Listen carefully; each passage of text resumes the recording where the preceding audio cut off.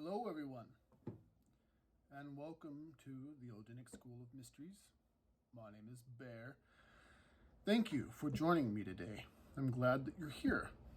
I was told by multiple people that the candlelight videos are, well, they said that's awesome and that it's such a good mood. And so I thought that maybe I would do another one. Thank you for being here. I know I've said that already, but it really means a lot that you've taken the time to sit here with me. As what's become kind of a tradition, I'm going to pour myself some alcohol. Alcohol is kind of every group has their own beliefs and whatnot, but among the school that I've come up through and my local community, alcohol is a what is the word for it?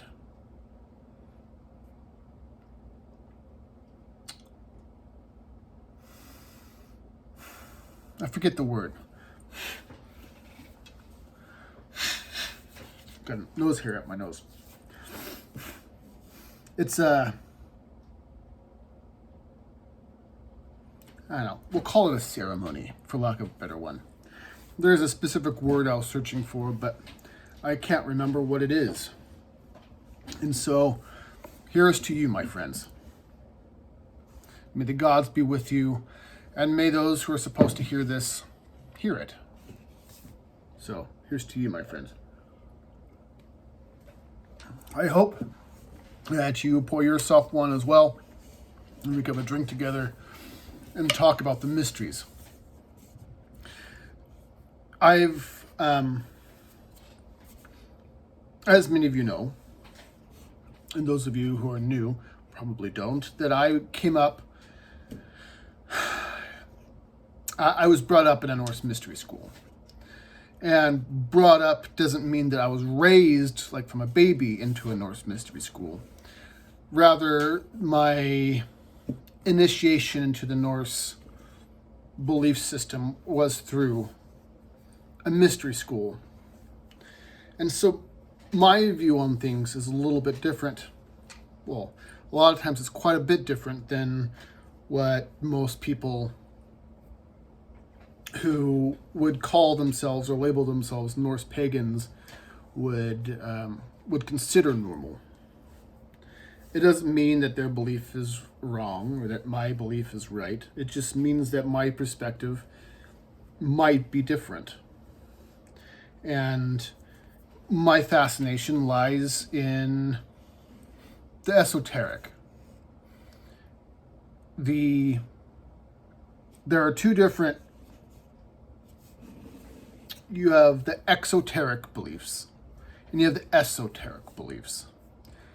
The word exo means outer. Enteric, I think, means knowledge. Don't quote me on that.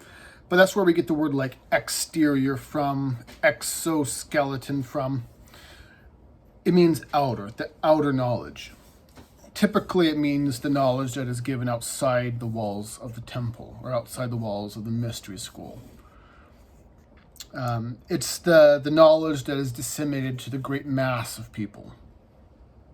Esoteric means it's the stuff that's on the inside. It's inside the walls of the temple. And it's not for everybody. It's not everyone's cup of tea. The stuff I talk about is not going to be for the gross mass of people. Not because what I'm teaching is somehow special, but because it's just either people understand it and they get it and they want to know more, or they don't. And it's just the way it is. So if you don't like what I'm saying, that's fine. There's no one's going to think less of you, and I certainly won't. The thing I wanted to talk about today is Odin's Disguises. Odin's Disguises. We see this a lot. He always shows up in disguise in places that he goes. He dresses up as a traveler, and he would travel the world and see the world as men see it. He would disguise himself when he goes to visit the frost giants. There's the famous story of when he has a big battle, a battle of wisdom and wits with a frost giant.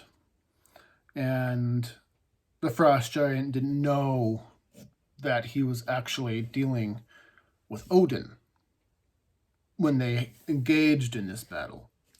And we see this a lot, particularly with wisdom gods. They do a lot of, they dress up a lot in disguises. And that's a very interesting thing. It's interesting because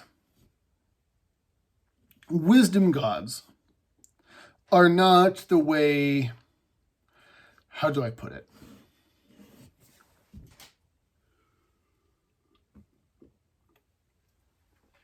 The wisdom god that is portrayed in myth is not the same animal at all as the way it's portrayed in movies. Like a good example, fantastic example of this is if you ever watched Gods of Egypt. I think that's what it was. It's a good film if you like symbolism. It's a terrible film if you like a good story and a decent movie. It was not a very good movie. But the wisdom god Thoth, as it was portrayed in there, was it was portrayed the way that all intellectuals tend to be portrayed in these types of things, which is nerdy, cowardly, overly in an inflated sense of self. They're always painted as fairly ridiculous. And, the conspiratorial side of me says that, maybe that's on purpose. But the other side of me says that, well, I think maybe people just don't actually read the source material, because when we read the source material, we find out that wisdom gods, far from being cowardly and self-aggrandizing intellectual fuddy-duddies, are actually fairly badass. They are wisdom gods, for instance, stole fire from Zeus and built the pyramids and have slain dragons and killed the Minotaur and brought language into the world and invented philosophy and alchemy and mathematics, and they are the ones who have explored the universe and have paid terrible costs for their belief that right action, truth, and justice is the right way to go. In fact, they're probably the original anarchists. And I use the word anarchist in the way that it is meant to be used. And it comes from I believe it's Greek. An means not or no or against. And archon is the original word for ruler, which is why we have a monarch. If you're like in London or something, my friend Alex, who is our resident satyr expert, lives in London. And in London, they have a monarch. M-O-N means one. Mon means one. That's where we get the word mono. And archon means ruler. So you have a monarch. So if you're an anarch, an anarchonist, well, that means no rulers, no slaves. And the wisdom gods really seem to be kind of like the original anarchists. They just really don't give a shit. If you think that you have some authority over them, they think, well, you're, you don't. You don't get to have authority over me just because you just woke up one day and decided that you're my boss. It's like, well, no. So when we deal with wisdom gods, it is particularly gods like Odin. With the exception of Ragnarok, when battle lines are drawn and Odin actually physically goes into battle and fights Fenrir, you don't find any examples, really, of anyone directly confronting Odin. And in fact, people seem to go kind of out of their way to not have to deal with him. For a large part of the reason is because he is... There is not a good word for this. He's a force to be reckoned with. He's a badass.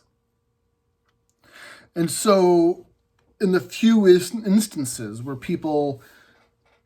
Odin's enemies actually confront him directly, it's because Odin is in disguise. And they find out that it's Odin usually after it is too late. That the person that they're having this battle of wits with is actually Odin. And if they had known that ahead of time, they wouldn't have signed up for the battle. And I'm thinking there's a story called the Lay of huge Norse word that I can't pronounce. But if you go on Google and you type in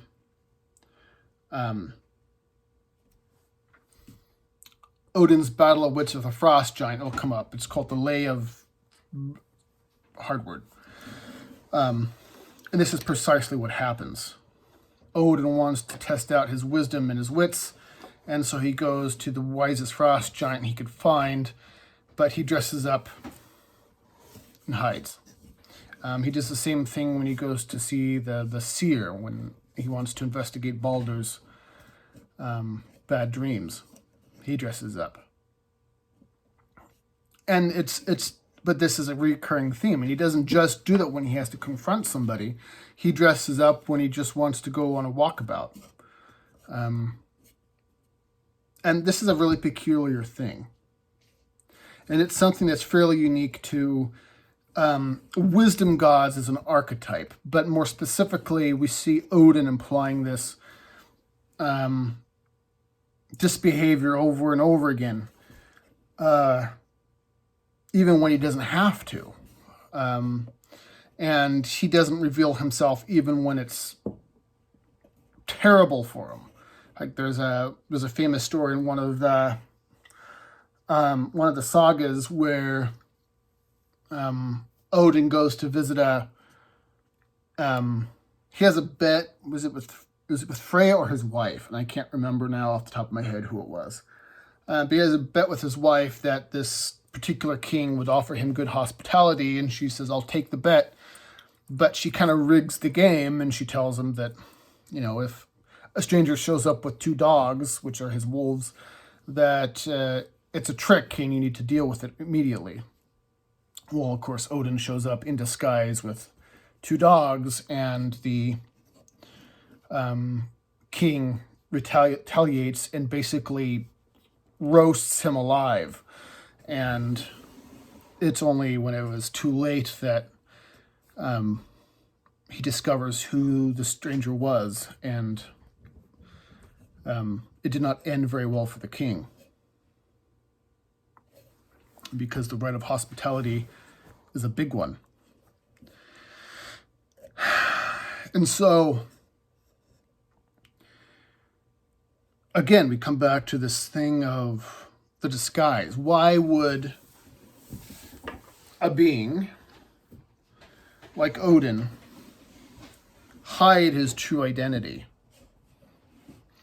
And if we see Odin as the wisdom god that he is, so a good way of doing this really is like if you take Odin's name out of it, right, and you just write in wisdom. Wisdom is disguised. Wisdom is disguised when he comes into the king's hall. Wisdom is disguised when he goes to battle the frost giant. Wisdom is disguised when he goes to see the seer. Wisdom is disguised when it walks around in the world of men. Suddenly there seems to be a theme here. It's a lot more easier to grasp and kind of sink our teeth into when we look at it in this sort of way. You know, wisdom is disguised. In the book of Solomon in the Bible, Solomon is a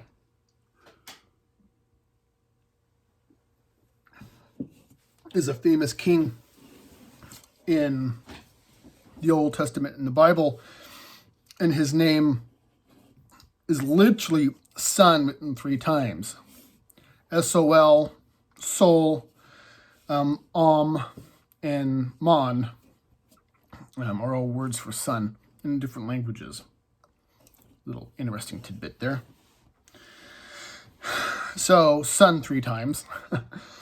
Solomon, the King Solomon, had a huge he had a whole book where he just wrote down basically these little bits of wisdom. And one of the things that he had written down in his book, Wisdom, was, it is the glory of God to hide a thing, and the joy of kings to discover it. And I'm going to say this again because I think it's really important, and it kind of speaks to what we're talking about here in the story. It's the glory of God's to hide a thing, and the joy of kings to discover it. So the glory of God is hidden, and it's up to us to uncover it. It's not out in the open. It's hidden. It's esoteric. It's under the surface. It's behind the walls. And sticking with the Bible examples, for example, just to kind of help illustrate this point, you know, Jesus, the Christian sun god, and if you tell a Christian that, they'll get pissed, but the Christian sun god says, "You have looked with your eyes but have not seen, and have listened but have not heard. You look but do not see, and you listen but do not hear." You have Paul, again from the Bible, who says that, you know, the glory of God has been made plain to them because God has made it plain to them. So we see all the way kind of down the line, and we have like with the Gnostics, which was a kind of a pre-Christian sect that the church basically slow roasted out of existence. The things that the Catholic Church did to the Gnostics were horrible. And I mean slow roasted for a reason. They didn't just burn them alive. They slowly roasted them and tortured them in the worst ways possible for the sin of seeking the truth, even though it was uncomfortable. If you ever heard of the Albigensian Crusades, the city-state of Alby in France, it was outside the now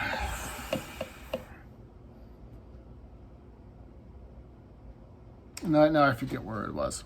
It was in France, but there was a Gnostic sect that grew up there, that sprung up from there.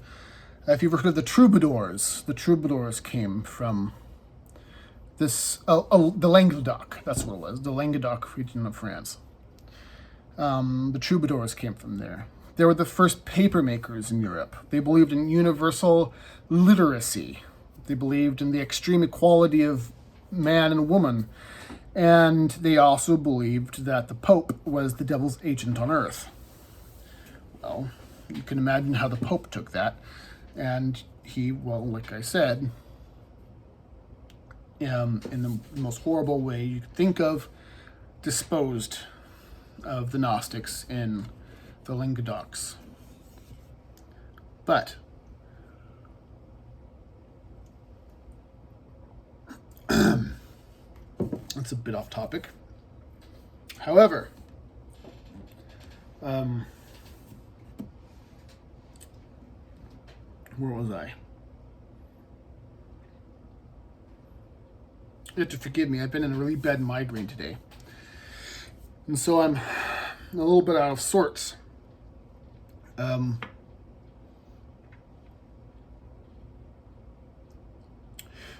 But they had a very strong belief in the electi, or the perfecti, a chosen group that have been basically gifted with mind. The Hermeticists had the same thing, where there was like this special group of people who got to, that God gave, or that the gods gave special preference to, and gave them eyes to see things that the other people couldn't. And in, the Corpus Hermeticum, there even says we need to be grateful to God for him to have given us a mind. So there's this, so this thing isn't just Christian. It's repeated over and over and over again. Even in The Lion, the Witch, and the Wardrobe. If you read I think it's called The Sorcerer's Apprentice, or The Magician's Apprentice. It was like a prologue to like the original book, which is Lion, the Witch, and the Wardrobe, where you get to see Narnia be created. And Aslan, the lion, the creator deity of Narnia, goes around to only some of the animals, not all the animals, some of them, and he touches their nose. And then suddenly the animals wake up, and they could speak, and they could talk, and they could reason. They notice the stars. And this isn't just story.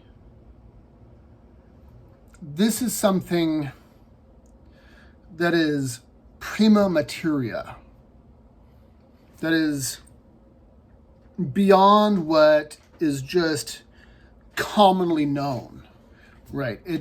There's something here, because there's an old saying in occultism that patterns repeat, the universe is fractal. I'm going to say that again. I always say things twice when I think it's important.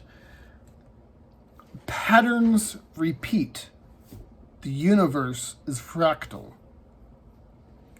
Meaning, if something keeps showing up over and over again, maybe it's time to pay attention, because it's not just being pulled out of the author's ass.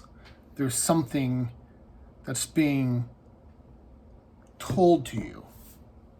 And it's just desperately, it can't come out and just tell it to you, because if it did, you wouldn't know it. And I've talked many times about the difference between knowledge and belief.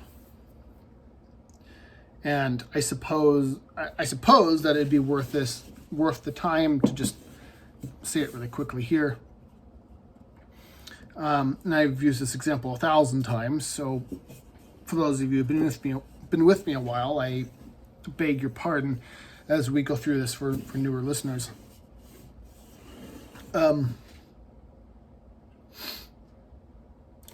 I've never been to Africa. I haven't. I have to take on faith that Africa exists. Right. I've known people who've said that they've gone to Africa. I've seen pictures that I have been told are of Africa. I've even seen animals at the zoo, and which I am told are from Africa.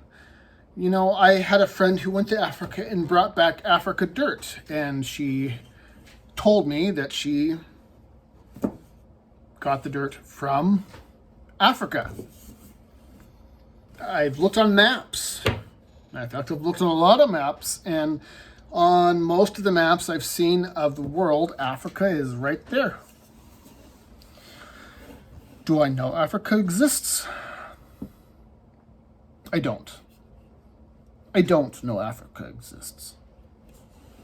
I have seen an enormous amount of evidence that really strongly, very, very strongly, leaves me with the very strong conviction that Africa exists, but I do not know Africa exists. I'll give you another example. When I was younger, I was I struggled socially. I did a whole video on how the term, when I was younger, the term didn't exist, but basically I was an incel when I was younger. I didn't have the social skills. And I struggled with talking to people, and I struggled particularly with talking to girls. And even though my heart was in the right place, I was creepy. I was creepy. And I couldn't land a compliment. I couldn't talk to a girl to save my life. And because I was awkward, it came across as like I was being creepy. The thing that saved my life was that I understood that, you know, I could change that. I could learn, how to talk to people. But one of the real revelations that really made a big difference for me was when I realized that all anybody really knows about somebody else is observed behavior. That's it. The only thing you know about anyone else is observed behavior, and behavior can be faked, right? You could pretend to be anybody. And I'm not advocating lying. I'm just saying that, people don't know your deepest, darkest secrets. They don't know you. I've been married for 7, 8 years now. My wife, she could tell me, of course. We'll say 7 years. And she's not here to correct me. So we'll say 7. Or maybe we've been together for 7 years, but we've been married for, I don't remember.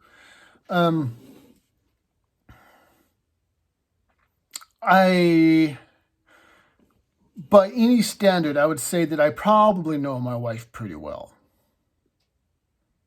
Right? We've been together for a long time. We've had 2 kids together. We've pretty much seen each other's weaknesses. All the dirty secrets have come out, and I could say I pretty much know her. But I don't really know her, do I? I don't know what's going on the inside. I have to take on faith that she's been Israel. I have to take on faith that when she tells me she's having a hard time, that she is actually having a hard time. You just don't know, right? So if you enter a room with a good bearing and a nice deep voice and you conduct yourself well, no one has to know that you're freaking out on the inside. And when I learned that, I discovered that this is leading to something, by the way. 30 minutes. This is leading to something, by the way. I learned that I could talk to people. People didn't know who I really was.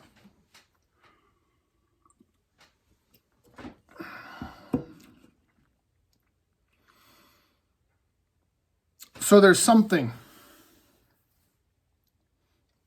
the disguise, right?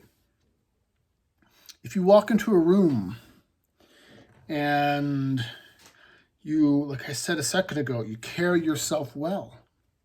You hold yourself high. You speak with a nice, confident voice. You shake hands firmly, make good eye contact, and you don't give anything away. No one has any reason to believe you can't defend yourself. Let's see. It's having for some reason, my charger isn't charging. Let's see here. See if I can fix it real quick. One moment, please. I don't edit these, so just hope that fixed it. I don't edit these. The mysteries have always been taught orally, and this is just the way I've always done it.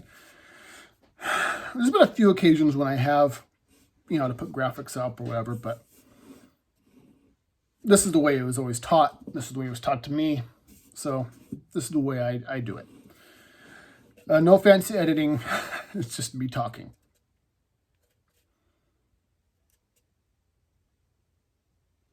It's because, and this is what I'm building up to.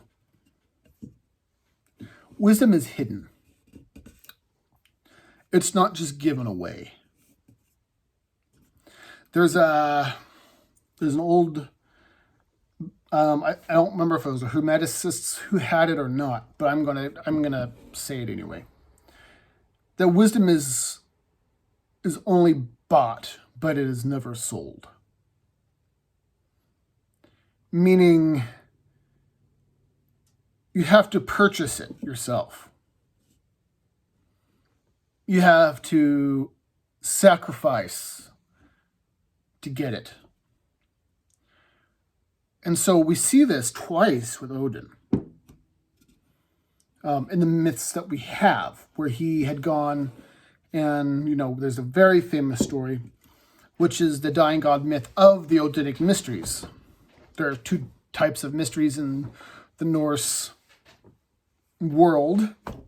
You have the Balderic mysteries, which is the mysteries of the death and resurrection of Balder. And then you have the Odinic mysteries, which is the death and resurrection of Odin on the world tree.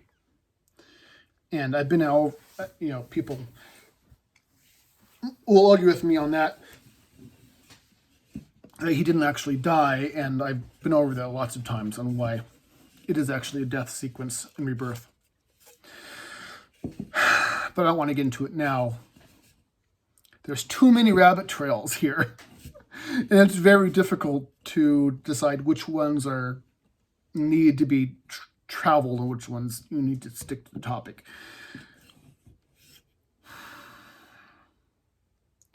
But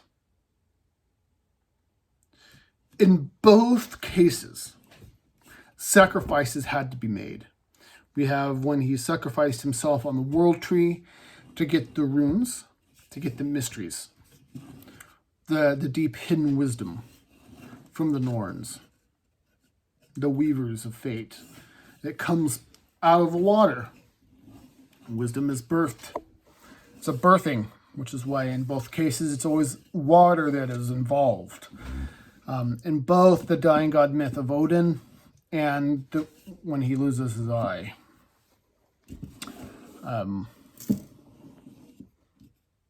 Both those things are true.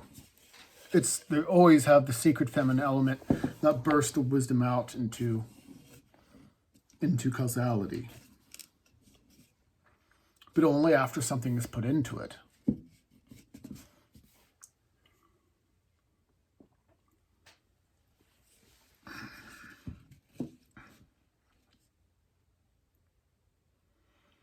And so, in both cases, oh my gosh, this thing is just going to be a problem, isn't it?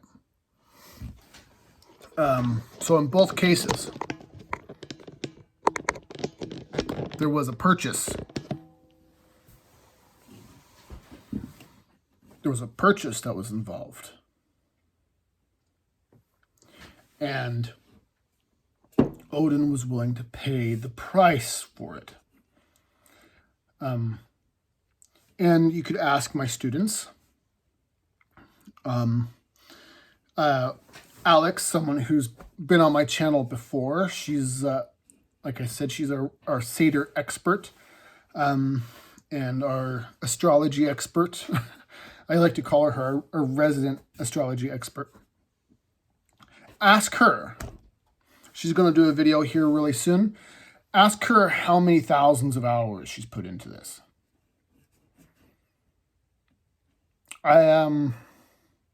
Those who make it, those who have been in the mystery schools, at least those worthy of the name, ask them how long and how many hours it's taken them to get to where they are. Thousands of hours. And this isn't an exaggeration, and this isn't something that I'm making up to make myself sound awesome. This isn't flattery or puffery. It has literally taken thousands of hours of time, blood, sweat, and tears. My teacher, so there's this famous, many of you probably know it, especially if you're Norse pagan, there's a funeral dirge. It goes, "Lo, there do I see my father. Lo, there do I see my mother, my sisters, and my brothers. Lo, there do I see the light of my people back to the beginning. Lo, there they do call to me. They bid me take my place among them in the hallowed halls of Valhalla, where the brave shall live forever." It's very famous. I don't know if it's historical or not, but it's very famous, right? You'll find it all over Norse merch online and whatever. And my teacher made me walk 9 miles around and around a busy city block, saying that out loud. 9 miles. It took me about 4 hours. 3 hours? I think it was 3 hours. It took me about 3 hours. I don't remember the exact amount of time, but it took some time. Right? So there's things that we've had to do. Things that aren't pleasant. Things that are hard. Having to wrestle with things that we don't want to wrestle with. And not to mention all the hours of coloring and meditation and the amount of essays I've had to write and the thousands of pages of journal entries. Right? Takes work, effort, sacrifice, time that is not spent with my kids or my wife or helping around the house, time that is not spent in employment. It's things that, it's a real sacrifice. There's people who have quit their jobs to do this work. There's people who work pumping gas to do this work. People sacrifice real world things in order to get to where they're going. You have to really love the mysteries. So it's not a joke. This isn't, it's not one of those things that sounds good on paper. It's something that's a real thing.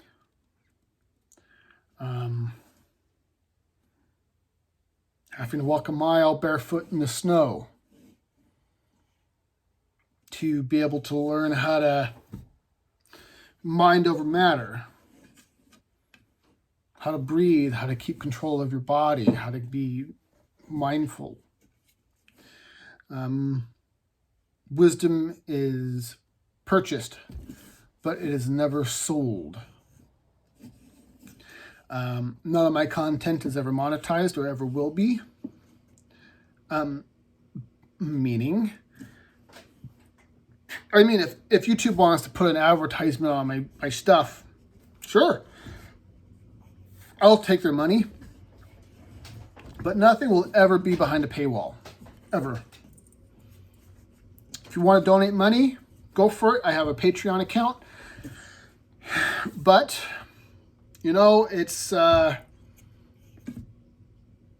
There's no paywall.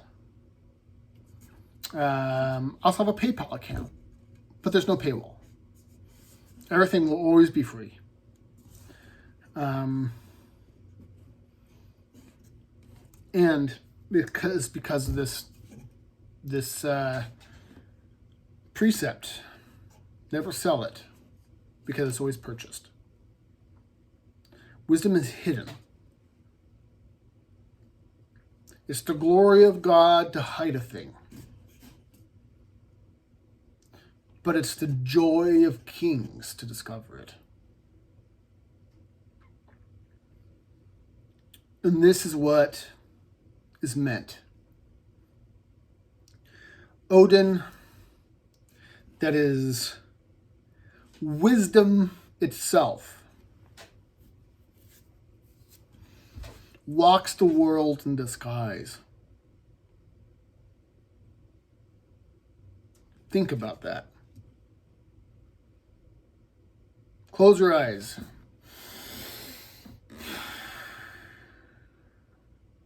And think about that for a second. The creator of all things, the highest and most hidden All-Father, the God that birthed all the gods, Odin, Grimnir and Third, the gallows god, One Eye, the hooded one, the one who has as many names and as many titles as there are ways to die, could be sitting next to you in the diner, or pumping your gas, and you wouldn't know it. It's like what the Christian sun god said. You see, you look, but you never see, and you listen, but you never hear. Wisdom and truth are hidden. But there are some of those who are out there who can see it, who can know it. And we see these in the myths when oftentimes it's too late, when the frost giant's eyes get wide and say, there are none but Odin who know that answer.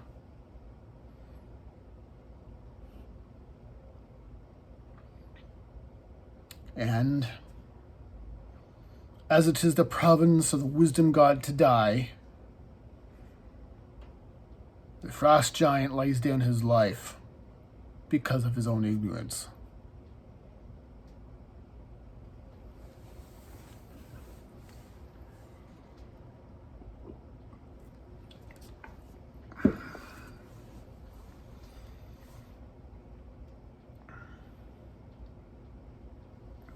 As I say almost every time I do a video,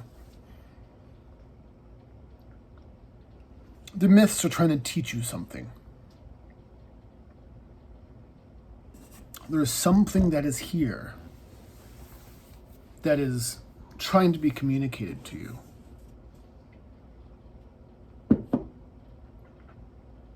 Truth can't be put into words. I'll give you an example, and I've given this example before.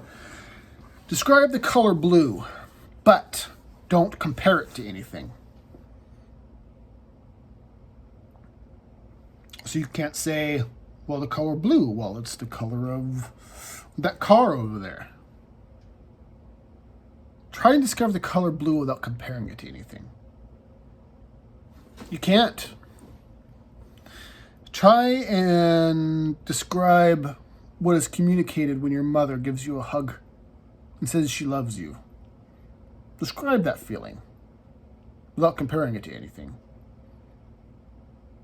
You can't. Truth is hidden. And so truth can only be described in parable. And so, like the Christian sun god says, faith is like a mustard seed. And how our gods say, the universe is like a giant tree. And fate is like three women who weave.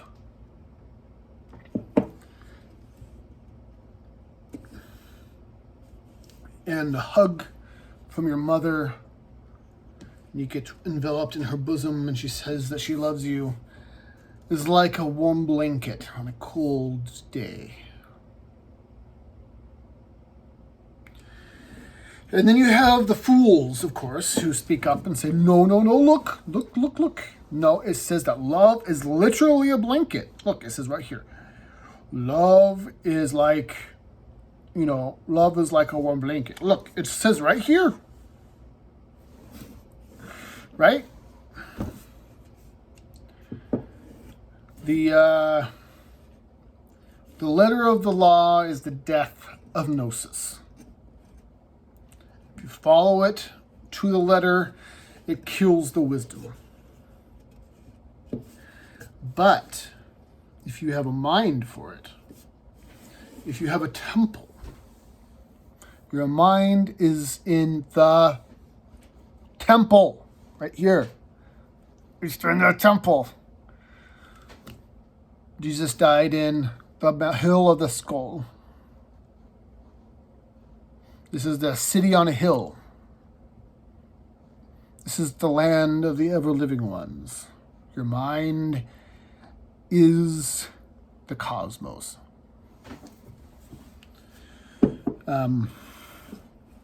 It's trying to tell you something. There's something that is here that is trying to be communicated to you.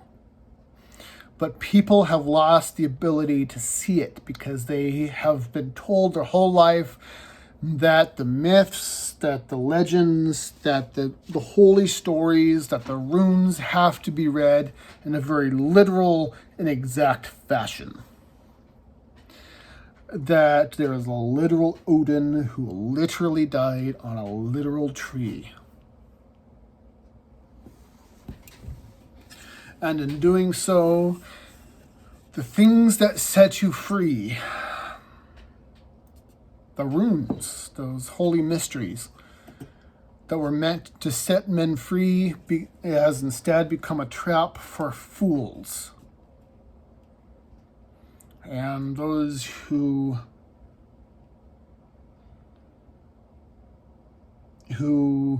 could have been free have bound their own hands and have sunk to the bottom of the sea. The word religion, and I say that for a reason. The word religion comes from the Latin word religare. What does religare mean? It means to bind, to tie up, to prevent from moving. Religion. The word for religion literally means imprisonment. It literally means to bind, to tie up, to prevent from moving.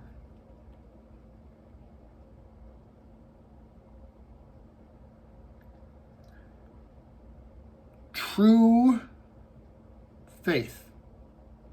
And I use faith because, frankly, there isn't a better word for it. The English language is a bad language, unfortunately.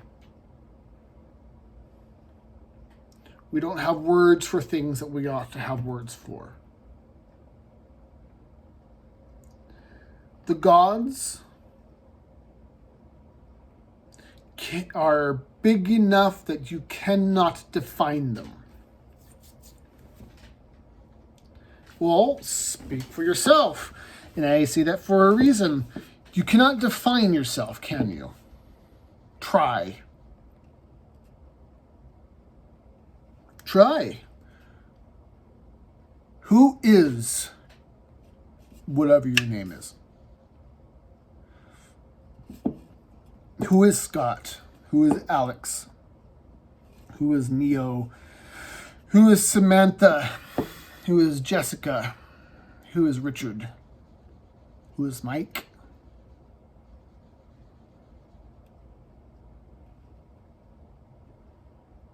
You can't even define yourself, and yet you want to take what is written down about the gods for rote. And as we all believe, I'm sure, that the gods are higher in consciousness at least than we are, why would you think you could define them when you can't even define yourself? It's the glory of the gods to hide a thing. And the joy of kings to uncover it.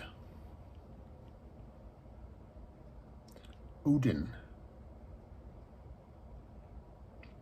Wisdom incarnated, when he comes down to our realm, is hidden. He wears disguises. What is that trying to say about him? And what is that trying to say about wisdom itself?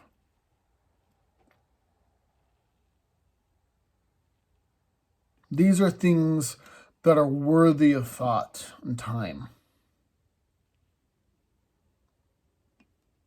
These are the things of the stuff of thinking men and thinking women who are not content to be tied up and thrown into the sea, bound and enslaved by religion, but instead are ones who actually want to know the truth.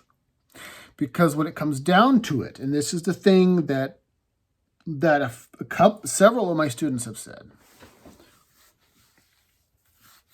that when it comes right down to it, the Norse faith, this belief system in the old gods, isn't even really about the gods of the Norse people. It's not. It is a vehicle to help us traverse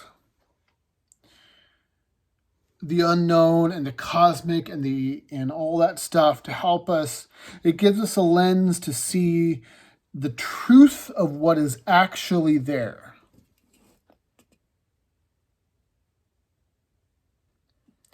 And it doesn't even, and it's not even about, when you get down into it, it's not even about the Norse and sticking to a Norse pantheon. As a matter of fact, one of my students, now remember, this is a Norse mystery school, right? This is a Norse mystery school. Odin is our, what's the word? I just lost it. He's our patron deity, right? His dying god myth on the world tree is the beginning and the end. Inside that story of him dying on the world tree, being hung and stabbed and suffering there, thirsting to death and starving for 9 days in order to see the runes, is the profundity of profundities in our mystery school, right? This is a Norse mystery school. One of my students said, I never thought in a million years that being a part of a Norse mystery school would actually make me want to read the Bible. Because it's not actually about the brand. It's not about branding. It's not about saying, look at me, I am a Norse heathen. It's about, I want to know the truth. And I want to know the truth no matter what the costs may be.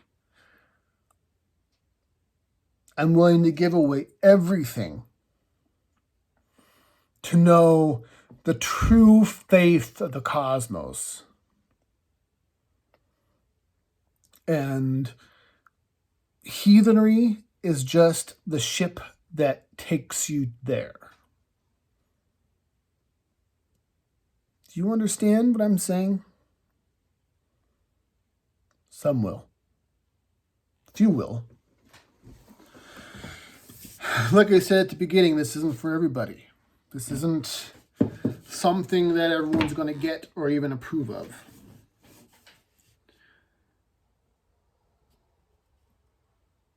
But can you entertain an idea without accepting it? Can you entertain an idea without accepting it? Can you judge what I'm saying on its merits, weigh it in the balances, and make your own decision?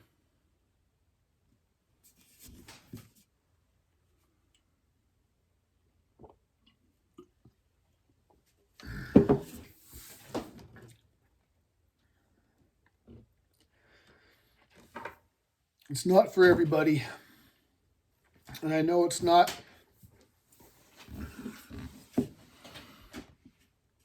But I really hope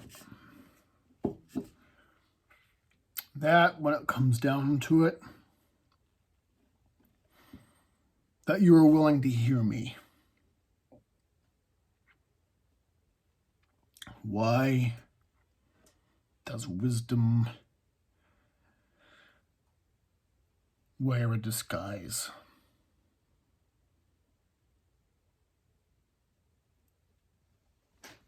That's all, folks, for today. Thank you so much for joining us. My name is Bear. Coming up here real soon, my friend Alex, the wonderful and awesome astrologist / Seder expert, will be doing another video. She kind of got addicted to it, and she'll be hopefully posting one soon. If you have any questions, of course, my email, should you want to ask me questions or shout at me, is in the About section of the YouTube channel. I do have a PayPal and a Patreon. And I'll do my best to get it. I haven't been very good at putting things in the description box, but I'll try and be better at doing that. I love you guys. Thank you so much for joining me. Nothing is ever going to be behind a paywall. It always will forever be free. And I'm here at your disposal. If you have any questions, email me. For real. I will email you back. And one of the good things about the fact that our channel so far is still so small, I think we're at 309. If you want to be 310, you go ahead and just subscribe. One of the things that that is good about being so small is that there isn't so many people that I can't get to everybody. So if you have a question that's burning at you, or you want to challenge me on something, please feel free to email me. Or if you want your question answered in the next Q&A that comes up at the beginning of every month, in the description box, right? Q&A, not the description box. I would do that every single time. In the comment section, right? Q&A, and then your question, and then I'll try and do my best to answer it. And you, as long as it's family friendly, if you want to call me on something and you think I'm full of shit, you just go ahead and ask a question, and I'll see what I can do. All right? Sounds good. I love you all. Skål. Hearty thanks to all of you who listened to all of that, and I'll see you later.